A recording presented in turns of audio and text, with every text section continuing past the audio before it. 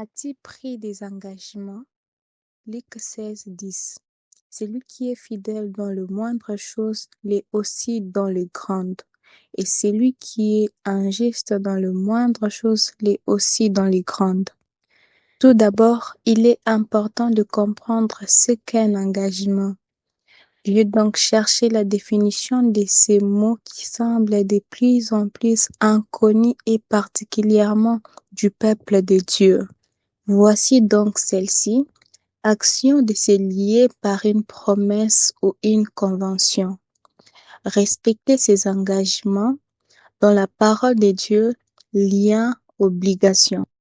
Donc, cela veut dire que lorsque nous prenons un engagement, nous sommes liés par notre parole et nous sommes censés respecter la parole donnée.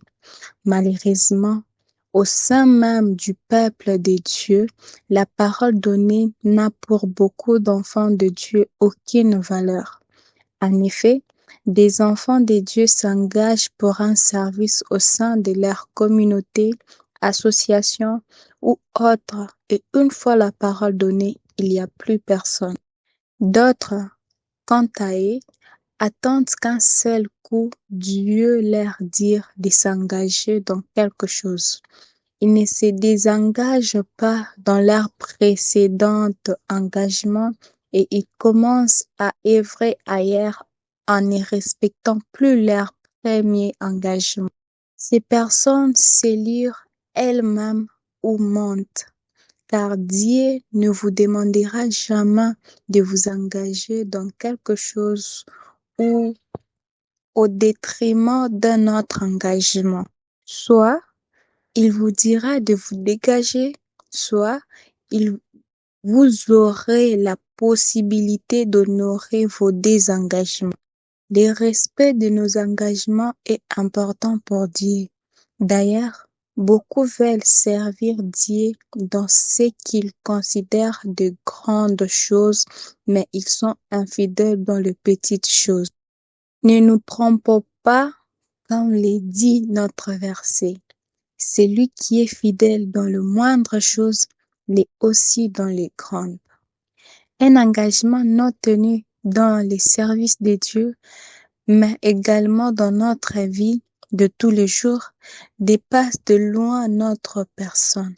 D'une part, nous sommes en opposition à ce que nous enseigne la parole de Dieu et d'autre part, notre non-engagement obligera une personne à faire les choses à notre place. Je vous prends un exemple. Vous vous engagez à préparer et servir des repas pour les démunis dans votre communauté. Le matin où cela est prévu, Dieu vous dit d'aller évangéliser dans la rue. Vous n'allez donc pas préparer les repas pour les démunis. Une personne ou plusieurs devront pallier votre absence et mettre le bouchée double pour que le repas soit prêt et servi. Maintenant, imaginez qu'il n'y ait personne pour pallier votre manque. Eh bien, ce sont ces démunis qui n'auront pas de repas. Vous me comprenez? Il est important de réaliser que le non-respect de nos engagements aura toujours des conséquences sur les autres. Dans cette période de l'histoire qui ressemble étrangement à l'époque des Juifs, où chacun fait ce qui lui plaît, soyons différents, et notamment par l'effet de respect de nos engagements. Bonne réflexion, Pasteur Corinne.